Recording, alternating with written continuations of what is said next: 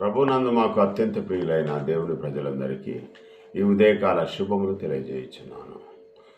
దావీదు కీర్తన 5వ అధ్యాయము 11వ వచనములోని మాటలు మనము పరిశీలన చేద్దాం. నిన్ను ఆశ్రయించి వారందరూ సంతోషించుదురు, నీవే వారిని కాపాడుదువు గనుక వారు నిత్యము ఆనందధ్వని చేయుదురు. అంటే దేవునిని ఆశ్రయించే వారందరూ కూడా సంతోషంగా ఉంటారు. ప్రియ దేవుని పిల్లారా, నిత్యం సంతోషించే వారిగా ఉంటారు, నిత్యము ఆనందించే వారిగా ఉంటారు. దేవుని సన్నిధిని అనుభవిస్తారు. ఈ దేహంలో ఉన్నప్పుడు ఉన్నన్ని రోజులు ఏ కొరత లేకుండా దేవుని యందు నిరీక్షణ కలిగి బ్రతుకుతారు.